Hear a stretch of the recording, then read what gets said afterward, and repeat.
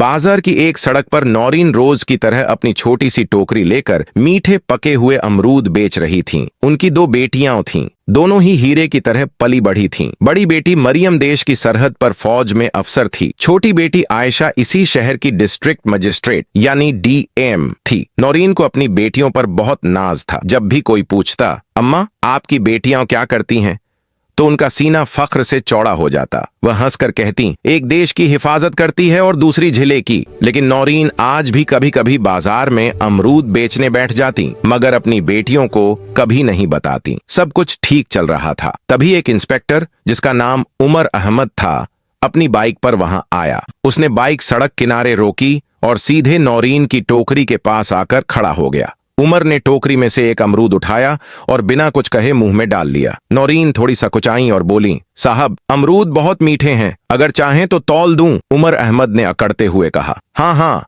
दे 1 kilo. Naureen ने कांपते हाथों से अमरूद तौलकर प्लास्टिक में डाल दिए। उमर ने पैकेट लिया, फिर एक अमरूद और निकाला और वहीं खड़े खड़े काट कर खाने लगा। कुछ देर बाद उसने मुंह बनाते हुए कहा, ये क्या बेच रही है तू?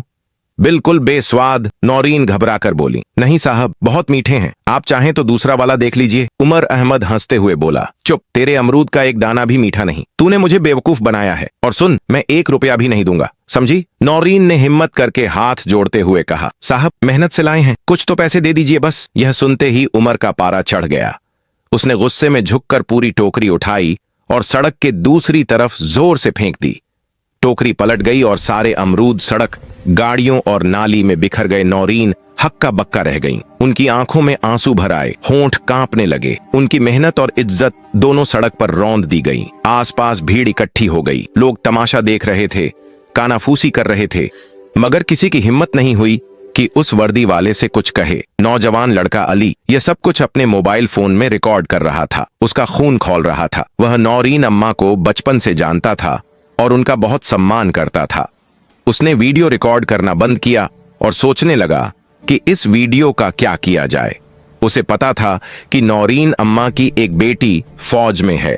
उसने कहीं से उनका नंबर निकाला और तुरंत वह वीडियो मरियम के व्हाट्सएप पर भेज दी और नीचे एक छोटा सा संदेश लिखा, मरियम दीदी देखिए आज बाजार में आपकी मां के साथ क्या हुआ। हजारों किलोमीटर दूर बर्फीली पहाड़ियों के बीच मरियम अपनी राइफल साफ कर रही थीं कि तभी उनके फोन पर व्हाट्सएप का टोन बजा। उन्होंने फोन उठाया और देखा एक अनजान नंबर से वीडियो आई थी। वीडियो चलाते ही मरियम के चेहरे का रंग बदल गया। उनकी शांत आंखें गुस्से से लाल हो गईं। जब उन्होंने उमर अहमद को उनकी मां की टोकरी उठाकर फेंकते देखा तो उनके हाथ कांपने लगे। उनकी मां, जिन्होंने अपनी बेटियों को पालने के लिए पूरी जिंदगी लगा दी, आज सड़क पर बेसहारा रो रही थीं और लोग केवल तमाशा देख रहे थे। उनके अंदर का सिपाही जाग उठा। उनका मन किया कि तुरंत वहां पहुंचें और उस इंस्पेक्टर की वर्दी उधाड़ दें। उन्होंने दांत भींच लिए और सांसें तेज हो गईं। मरियम ने तुरंत वह वीडियो अपनी छोटी बहन डीएम आयशा को फॉरवर्ड की। आयशा उस समय अपने दफ्तर में एक जरूरी मीटिंग में थीं। उन्होंने मरियम का फोन देखा, मीटिंग रोककर फोन उठाया और बोली, हाँ दीदी सब ठीक है? मरियम की आवाज में गुस्सा और दर्द साफ झलक रहा था। मैंने तुम्हें एक वीडियो भेजी है, उसे अभी देखो। आयशा ने फोन होल्ड पर रखकर व्हाट्सएप खोला। वीडियो देखते ही उनके पैरों तले जमीन खिसक गई। उनकी मां, उनकी प्यारी मां सड़क पर बिखरे अमरूदों के लिए रो रही थीं। आयशा की आंखों में भी आंसू आ गए, लेकिन उन्होंने खुद को संभाला। वह एक डीएम थीं, उन्हें भावनाओं में बहने का हक नहीं था। उन्होंने कांपती आवाज में कहा, दीदी मैं ये सब बर्दाश्त नहीं कर सकती। मरियम गुस्से से बोली, मैं आ रही हूं छुट्टी लेकर, मैं उसे नहीं छोड़ूंगी। आयशा ने नरमी से कहा, नहीं दीदी आपकी जरूरत देश की सरहद पर है, यह लड़ाई मैं लड़ूंगी, मां को इंसाफ मैं दिलाऊंगी कानूनी तरीके से। कुछ पल मरियम चुप रहीं। वह अपनी बहन की आवाज में छुपे दृढ़ निश्चय को समझ गईं। फिर बोली, ठीक है, लेकिन उसे ऐसी सजा मिलनी चाहिए कि उसकी रूह कांप जाए। आयशा बोली, आप फिक्र न करें दीदी, अब ये मेरा काम है। और उन्होंने फोन काट दिया। आयशा ने अपने आंसू पोंछे, फोन मेज पर रखा और तुरंत अपनी सीट से उठ खड़ी हुई। उनके भीतर अब सिर्फ एक ही आग जल रही थी, मां की बेइज्जती का हिसाब। उन्होंने अपने पीए को बुलाया और सख्त आवाज में कहा, अभी तुरंत गाड़ी निकालो, हम सीधा पुलिस स्टेशन जा रहे हैं। 10 मिनट बाद डीएम की सरकारी जीप पुलिस स्टेशन के बाहर आकर रुकी। पूरा स्टेशन चौंक गया। किसी को पता नहीं था कि डीएम साहिबा अचानक यहाँ क्यों आई हैं। आयशा के कदमों में ऐसी सख्ती, ऐसी धमक थी जैसे वह अपनी नहीं बल्कि इंसाफ की लड़ाई लड़ने आई हों। दीवान खाने में प्रवेश करते ही सब खड़े हो गए। एसएचओ आगे बढ़ा। मैम, आप हुक्म। आयशा ने उसकी बात काटते हुए कहा, इंस्पेक्टर उमर अहमद कहाँ है? तुरंत बुलाओ। एसएचओ के चेहरे पर घबराहट छा गई। वह समझ नहीं पा रहा था कि मामला क्या है, लेकिन आयशा की आंखों की सख्ती देखकर वह एक शब्द भी नहीं बोल सका। कुछ ही पलों बाद इंस्पेक्टर उमर अहमद अंदर आया, लेकिन उसे बिल्कुल अंदाजा नहीं था कि आज उस पर कैसी आफत टूटने वाली है। वह रोज की तरह अकड़ में चलता हुआ आया। मैम, बुलाया था। आयशा ने हाथ उठाकर उसे रोका। चुप, सिर्फ मेरा सवाल सुनो, जवाब सिर्फ हाँ या नहीं में देना। उमर थोड़ा घबरा गया। जी मैम, कहिए। आयशा ने मोबाइल निकाला, वही वीडियो प्ले की जिसमें वह एक बेबस बूढ़ी औरत की टोकरी सड़क पर फेंक रहा था। वीडियो चलते ही उमर की रंगत उड़ने लगी। आयशा की आवाज ठंडी लेकिन खौफनाक थी। यह औरत कौन है? उमर हकलाया। मैम, वो बस एक रेहड़ी वाली थी मैम। आयशा ने मेज पर जोर से हाथ मारा। वह मेरी मां है, मेरी मां। पुलिस स्टेशन में सन्नाटा छा गया। उमर के पैर लड़खड़ाए, उसके माथे से पसीना टपकने लगा, आवाज कांपने लगी। मैम, मुझे नहीं पता था। मैं, आयशा ने खड़े स्वर में कहा, तुमने अपनी वर्दी की बेइज्जती की है, तुमने इंसानियत की बेइज्जती की है। उन्होंने एसएचओ को आदेश दिया, इंस्पेक्टर उमर अहमद को अभी इसी वक्त सस्पेंड करो और उसके खिलाफ बदसलूकी, धमकाने, दुर्व्यवहार, रिश्वतखोरी और सोशल मीडिया पर सार्वजनिक अपमान के सेक्शनों में एफआईआर दर्ज करो। उमर के पैरों तले जमीन खिसक गई। मैम प्लीज, मैं माफी। आयशा ने तेज आवाज में कहा, तुम्हारी माफी मेरी मां के आंसू वापस ला सकती है। उमर चुप, सिर झुका, पूरी तरह टूटा हुआ। उसी समय आयशा ने आखिरी आदेश दिया, अभी मेरी मां को उनकी टोकरी के साथ इज्जत से घर छोड़कर आओ और पूरे रास्ते लोगों को बताना, जिस औरत को तुमने बेइज्जत किया वह डीएम की मां है और जो मां की इज्जत नहीं करता वह इस शहर में वर्दी पहनने लायक नहीं। उमर की टांगें कांपने लगीं। वह पहली बार सच में डरा हुआ था। इंस्पेक्टर उमर अहमद और एसएओ रफीक दोनों नजरें झुकाए दबी हुई हालत में खड़े थे। पुलिस स्टेशन में सन्नाटा पसरा था, सिर्फ पंखे की धीमी आवाज आ रही थी। उसी समय शहर के एक बड़े और दबंग नेता फारूक स्टेशन में दाखिल हुए। उनके नाम की गूंज सुनते ही उमर और रफीक के चेहरे पीले पड़ गए। वह समझ नहीं पा रहे थे कि यह यहाँ इतनी जल्दी कैसे आ गए। फारूक ने हंसते हुए कहा, क्या हाल है अहमद, सब ठीक है ना? किसी को फंसाया तो नहीं? उमर और रफीक तुरंत हाथ जोड़कर मुस्कुराने लगे। आदाब साहब, सब आपकी मेहरबानी है। लेकिन जैसे ही फारूक की नजर आयशा पर पड़ी, उनकी हंसी गायब हो गई। उनके माथे पर पसीना छलक आया और होश उड़ गए। जिस लड़की को वह आम समझ रहे थे वह उनके सामने शेरनी की तरह खड़ी थी। आयशा ने उनकी तरफ सिर्फ एक नजर डाली, ऐसी सख्त और धमक भरी कि फारूक के कदम जैसे जमीन में धंस गए। उन्होंने हाथ जोड़कर कहा, नमस्ते मैडम, अगर आप फोन कर देती तो मैं तुरंत हाजिर हो जाता। उनकी आवाज में घबराहट साफ सुनाई दे रही थी। उमर और रफीक के तो होश ही उड़ गए। अब तक जिस आम लड़की को वे समझ रहे थे वह दरअसल डीएम आयशा थीं। उसी समय थाने के बाहर से एक के बाद एक लाल बत्ती वाले वाहन आकर रुके। उनमें से डीएसपी, कई आईपीएस और बड़े आईएएस अधिकारी उतरकर अंदर आए। सभी चुपचाप आयशा के पीछे लाइन में खड़े हो गए, मानो रिपोर्ट देने के लिए तैयार हों। थाने में डर और खामोशी। उमर और रफीक पत्थर बने खड़े थे। उनके माथे पर पसीना बह रहा था और जुबान सूख गई थी। डीएसपी आगे बढ़ा और गुस्से से चिल्लाया, इंस्पेक्टर, तुम डीएम मैडम आयशा के सामने खड़े हो। यह वाक्य थाने में बम की तरह फटा। उमर और रफीक के पैरों तले जमीन खिसक गई। उन्हें लगा जैसे किसी ने उनके कानों में पिघला हुआ शीशा डाल दिया हो। आयशा की आंखों में अब आम लड़की की घबराहट नहीं बल्कि डीएम की कड़क और न्याय की आग थी। उन्होंने ठंडी और मजबूत आवाज में कहा, इंस्पेक्टर उमर अहमद और एसएओ रफीक, आप दोनों तुरंत निलंबित किए जाते हैं। आयशा ने आदेश दिया कि घटना की पूरी रिपोर्ट दर्ज की जाए और दोनों के खिलाफ विभागीय जांच समिति बनाई जाए। उमर और रफीक, जो कल तक शेरों की तरह दहाड़ते थे, आज बिल्लियों की तरह सिर झुकाए खड़े थे। फारूक ने हिम्मत करके कहा, मैडम, ये सब नादान लोग हैं, माफ कर दीजिए, मैं समझा दूंगा इन्हें। आयशा ने उस पर ऐसी नजर डाली कि वह कांप उठा। ये नादान नहीं, ये सरकारी वर्दी में छिपे गुंडे हैं। जहां कानून है वहां कानून ही इन्हें समझाएगा, और बेहतर होगा कि आप इस मामले से दूर रहें, वरना जांच आपकी तरफ भी पहुंच सकती है। फारूक का चेहरा सफेद पड़ गया। वह चुपचाप सिर झुकाकर पीछे हट गया, लेकिन उसकी आंखों में जो नफरत और जलन थी उसे आयशा ने साफ पढ़ लिया। अगली सुबह शहर में सभी को लग रहा था कि डीएम आयशा ने अपनी मां की इज्जत वापस दिला दी है। सब कुछ शांत दिखाई दे रहा था, लेकिन आयशा जानती थीं कि यह सिर्फ तूफान से पहले की खामोशी है। रात को जब वे खाना खा रही थीं, तभी उनके पर्सनल फोन पर एक अनजान नंबर से कॉल आई। फोन उठाते ही उधर कोई नहीं बोला, सिर्फ भारी सांसों की आवाज सुनाई दी। फिर एक बदली हुई मशीन जैसी आवाज आई, डीएम साहिबा, शहर में ज्यादा मत उड़िए, इंस्पेक्टर तो बस मोहरे थे, खेल अभी शुरू हुआ है। आयशा ने सख्त आवाज में पूछा, कौन बोल रहा है? आदमी ने जवाब दिया, वही जिसके रास्ते में तुमने कदम रखा है, और कॉल कट गया। आयशा के माथे पर चिंता की लकीरें उभर आईं। वो समझ गई थीं कि फारूक इतना आसानी से हार मानने वाला नहीं है। लड़ाई अब और खतरनाक होने वाली थी। अब उन्हें सिर्फ अपनी मां नूरीन की इज्जत की नहीं, बल्कि उनकी जान की भी चिंता होने लगी थी। उन्होंने तुरंत एसपी को फोन करके कहा, मेरी मां के घर के आसपास 2 पुलिसकर्मी तैनात करो, लेकिन सादी वर्दी में। मैं चाहती नहीं कि वो डरें, लेकिन कोई खतरा भी नहीं होना चाहिए। कुछ दिन शांति से गुजरे। आयशा को लगा कि शायद उनकी चेतावनी का असर हुआ है और फारूक अब पीछे हट गया है, लेकिन यह भी सिर्फ तूफान से पहले की शांति थी। एक सुबह जब नूरीन बाजार में अपनी टोकरी के साथ बैठी थीं, अचानक 3 पुलिस की गाड़ियां आकर रुकीं। एक नया इंस्पेक्टर उतरा जिसे आयशा नहीं पहचानती थी। उसने नूरीन की टोकरी की ओर इशारा करते हुए कहा, हमें सूचना मिली है कि इन अमरूदों के पीछे नशीली चीजों की तस्करी हो रही है, तलाशी लो। देखते ही देखते एक सिपाही ने अमरूदों के नीचे से भूरी रंग की नशीली दवाइयां निकालीं और चिल्लाया, सर मिल गया। बाजार में हंगामा मच गया। लोग चिल्लाने लगे, डीएम आयशा की मां नशीली चीजें बेच रही हैं।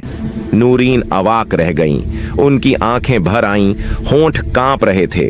उन्होंने रोते हुए कहा, नहीं, यह मेरा नहीं है, किसी ने मुझे फंसाया है। लेकिन पुलिस ने एक न सुनी और उन्हें जबरदस्ती जीप में बैठा लिया। यह खबर आग की तरह पूरी शहर में फैल गई। न्यूज चैनलों पर चलने लगा, डीएम आयशा की मां गिरफ्तार। यह फारूका का मास्टर स्ट्रोक था। उसने आयशा पर सीधा हमला न करके उनकी सबसे बड़ी ताकत और सबसे बड़ी कमजोरी उनकी मां पर वार किया था। अब आयशा एक भारी उलझन में थीं। अगर वे अपनी शक्ति का इस्तेमाल करके मां को छुड़ाती तो उन पर पद के दुरुपयोग का आरोप लगता, और अगर चुप रहती तो उनकी निर्दोष मां जेल में रहती। ऑफिस से लगातार कॉल आ रहे थे। मीडिया, सीनियर अफसर सब जवाब मांग रहे थे। तभी उनकी बहन आर्मी अफसर आमना का फोन आया। उसकी आवाज में गुस्सा था, यह क्या हो रहा है? मैं आ रही हूं, फारूका को नहीं छोड़ूंगी। आयशा ने गहरी सांस लेकर कहा, नहीं दीदी, तुम्हें आने की जरूरत नहीं। अगर हम भी गैर कानूनी कदम उठाएंगे तो हम भी उनके जैसे बन जाएंगे। यह लड़ाई अब सिर्फ कानून के अंदर रहकर लड़नी है, और हम जीतेंगे। जब आयशा ने अपनी मां की गिरफ्तारी की खबर सुनी तो उनकी आंखों में एक पल के लिए दर्द उभरा, लेकिन अगले ही क्षण वह दर्द मजबूत इरादे में बदल गया। वह जानती थीं कि यह सीधा वार फारूक ने किया है, मगर वह भावनाओं में बहकर कोई गलत कदम नहीं उठाना चाहती थीं। वे तुरंत अपने स्पेशल ऑफिस रूम में गईं, जहां सिर्फ कुछ अहम फाइलें रखी थीं। उन्होंने एसपी शहबाज को फोन किया, मुझे पिछले 3 दिनों की सीसीटीवी फुटेज चाहिए, बाजार वाले इलाके की, थाने के आसपास की, और उस जगह की जहां से यह सूचना दी गई थी, और यह सब चुपचाप करना है। एसपी ने कहा, जी मैडम, अभी लेकर हाजिर होता हूं। उधर थाने में नूरीन एक टूटी हुई कुर्सी पर कोने में बैठी थी, आंखों में आंसू, दिल में डर। वह बार बार कह रही थी, मैं गरीब हूं बेटा, चोर नहीं, मैंने कुछ नहीं किया। लेकिन नया इंस्पेक्टर अली, जो दरअसल फारूक का आदमी था, घूम घूम कर तानों से भरी मुस्कान फेंक रहा था। वह सिपाहियों से बोला, ओ भाई, आज तो बड़ी मछली जाल में फंसी है। देखते हैं डीएम साहिबा अपनी मां को कैसे बचाती हैं। कानून सबके लिए बराबर है ना? और सब सिपाहियों ने उसकी बात पर दबी हुई हंसी हंसी। आयशा की जांच शुरू एसपी शहबाज ने सारी सीसीटीवी फुटेज आयशा के सामने रख दी। आयशा पूरी रात बिना पलक झपकाए फुटेज देखती रहीं। आखिरकार एक फुटेज ने सब कुछ बदल दिया। फुटेज में साफ दिख रहा था कि सुबह बाजार खुलने से पहले 3 आदमी छिपकर नूरीन की अमरूदों की टोकरी में कुछ रख रहे थे। ठीक वही पैकेट जिसे पुलिस ने बाद में बरामद किया था। आयशा ने फुटेज रोककर कहा, झूम करो। चेहरे धुंधले थे, लेकिन एक आदमी के हाथ पर बड़ा नीला टैटू साफ दिख रहा था। वही टैटू जो फारूक के खास गुंडे इरफान के हाथ पर था। आयशा खड़ी हो गईं और बोलीं, बस सबूत मिल गया। अब सिर्फ मेरी मां बेगुनाह साबित नहीं होंगी, फारूक का पूरा गैंग भी दुनिया के सामने आएगा। अगली सुबह प्रेस कॉन्फ्रेंस, पूरा मीडिया हाउस भर गया। कैमरे ऑन, माइक्रोफोन तैयार, सब इंतजार में थे। आयशा मंच पर पहुंची। पूरा हाल ऐसे शांत हो गया जैसे सबने सांस रोक ली हो। उन्होंने दृढ़ आवाज में कहा, मेरी मां पर लगाए गए सभी आरोप झूठे हैं। यह एक राजनीतिक साजिश है और मेरे पास इसका पूरा प्रमाण है। उन्होंने फुटेज चलवाई जिसमें इरफान और उसके 2 आदमी नशीले पैकेट टोकरी में छिपाते दिख रहे थे। हॉल में सनसनी फैल गई। फिर उन्होंने दूसरी फुटेज चलाई जिसमें इंस्पेक्टर अली थाने के बाहर इरफान से रिश्वत ले रहा था। उनका अंतिम वाक्य पूरे शहर में गूंज उठा, यह कानून की लड़ाई है। यह सिर्फ एक मां की नहीं, हर उस गरीब की लड़ाई है जिसकी आवाज दबाई जाती है। और मैं वादा करती हूं यह केस आखिर तक जाएगा। फारूक टीवी देखकर आग बबूला। जब उसने टीवी पर अपनी बदनामी देखी तो गुस्से में मेज पर मुक्का मारा। आयशा, अब यह निजी लड़ाई है। मैं तुम्हें ऐसी सजा दूंगा जो इतिहास में दर्ज होगी। उसके चेहरे पर एक खतरनाक मुस्कान फैल गई, जैसे वह कोई बड़ा हमला करने वाला हो। और यह हमला आयशा की नौकरी पर नहीं, बल्कि उनकी निजी जिंदगी पर होने वाला था। जब फारूका को अपनी हार का आभास हुआ तो उसने एक खतरनाक योजना बनाई। उसने अपने सभी रिश्तेदारों और छोटे गुंडों को इकट्ठा किया और बोला, अब यह लड़ाई निजी है। आयशा की ताकत को जमीन पर ला दो। उसकी मां और बहनें भी इस आग में घिरेंगी। आयशा की रणनीति। आयशा पहले ही दिन समझ चुकी थीं कि यह सिर्फ कानूनी लड़ाई नहीं रही, यह ताकत का खेल है जहां दुश्मन किसी भी हद तक जा सकता है। उन्होंने एसपी शहबाज और अपनी टीम के साथ तुरंत योजना बनाई। नूरीन के घर के आसपास खड़ी सुरक्षा, प्राइवेट कैमरों से 24 घंटे निगरानी, एक टीम बाजार और थाने की गुप्त नजर रखेगी। आयशा ने अपने ऑफिस से अली को फोन किया, तुम्हारा असली काम अब शुरू होता है। बाजार में हर चेहरा, हर हरकत, हर नया व्यक्ति नोट करो और कुछ भी संदिग्ध लगे तो तुरंत रिपोर्ट करो। गुप्त रिकॉर्डिंग। अली ने 2 दिन तक दिन रात मेहनत की। बाजार के दुकानदारों, सुरक्षा कर्मियों और गली गली में लगे कैमरों की मदद से आखिरकार उसने एक महत्वपूर्ण सुराग ढूंढ निकाला। सीसीटीवी फुटेज में दिखा कि एक आदमी जो अक्सर सस्पेंड किए गए इंस्पेक्टर के साथ देखा जाता था, नूरीन की टोकरी के पास कुछ रख रहा था। चेहरा धुंधला था, लेकिन हाथ पर वही बड़ा नीला टैटू था जो इरफान के हाथ पर था। जाल बिछाना। आयशा ने एसपी के साथ मिलकर एक चतुर चाल चली। उन्होंने यह खबर फैला दी कि फुटेज में आरोपी का चेहरा साफ दिख गया है और उसे जल्द पकड़ लिया जाएगा। यह खबर फारूक के ग्रुप तक पहुंची और वहां हड़कंप मच गया। इसके बाद वही आदमी इरफान और वह सस्पेंड इंस्पेक्टर शहर के बाहर एक सुनसान जगह में फंस गए। गिरफ्तारियां। आयशा की टीम ने पूरे इलाके को घेर लिया। पकड़े जाने पर दोनों इंस्पेक्टरों ने अपना अपराध कबूल कर लिया। उन्होंने फारूक के खिलाफ सारे राज उगल दिए। अगली सुबह फारूक अपने घर में चाय पी रहा था, तभी दरवाजे पर जबरदस्त दस्तक हुई। दरवाजा खोला तो सामने आयशा, एएसपी शहबाज और भारी पुलिस फोर्स खड़ी थी। फारूक घबरा गया। यह क्या हो रहा है मैडम? आयशा ने सख्त नजरों से देखा और बोली, खेल खत्म हो गया। तुम्हारे सारे मोहरे पकड़े जा चुके हैं। अब कोई रास्ता नहीं बचा। न्याय की जीत। फारूक को गिरफ्तार कर लिया गया। उसी शाम नूरीन को सम्मानपूर्वक रिहा कर दिया गया। मां और बेटी एक दूसरे से लिपट कर रो पड़ी। आयशा ने कहा, अब आपको अमरूद बेचने की जरूरत नहीं, हम सब आपके साथ हैं। अगली सुबह नूरीन अपनी नई गाड़ी में बैठी और आयशा सिंह उन्हें उनकी नई पोस्टिंग पर लेकर गई। मां और बेटी दोनों के चेहरे पर खुशी और सुकून साफ झलक रहा था। अब उन्हें किसी भी तरह के डर या परेशानी का सामना नहीं करना पड़ रहा था। जब बड़ी बहन मरियम सिंह को आर्मी से छुट्टी मिली, वह भी घर पहुंची और तीनों बहनें एक साथ हंसती, खेलती और खुशियां मनाती रहीं। गांव और शहर के लोग देखकर हैरान थे कि ये तीनों बहनें कितनी मजबूत और बहादुर हैं। मां नूरिन अपनी बेटियों पर गर्व महसूस कर रही थी और अब वह जानती थी कि उनकी सुरक्षा के लिए उनके पास दुनिया की सबसे मजबूत ताकत है। यह कहानी एक सीख भी देती है। माता पिता की इज्जत सबसे बड़ी होती है। कानून और अधिकार का इस्तेमाल समझदारी से करना चाहिए। बहादुरी और न्याय के लिए कभी भी डरना नहीं चाहिए। समापन, आयशा सिंह ने न केवल अपनी मां की इज्जत वापस दिलाई, बल्कि कानून के दायरे में रहते हुए सब कुछ संभाला। फारूक जैसे जालिम लोगों को भी कानून के कटघरे में खड़ा किया गया। मां और बेटियों की जिंदगी में फिर से अमन लौट आया और शहर में यह मिसाल कायम हुई कि इंसाफ और बहादुरी हमेशा जीतते हैं। नोट: पाठकों के लिए यह कहानी सिर्फ मनोरंजन और सीख देने के उद्देश्य से लिखी गई है। सभी चरित्र, स्थितियां और संवाद काल्पनिक हैं और किसी भी वास्तविक व्यक्ति या घटना से इनका कोई संबंध नहीं है। कृपया इस कहानी का आनंद 100% लें और अगर पसंद आए तो इसे दूसरों के साथ भी साझा करें।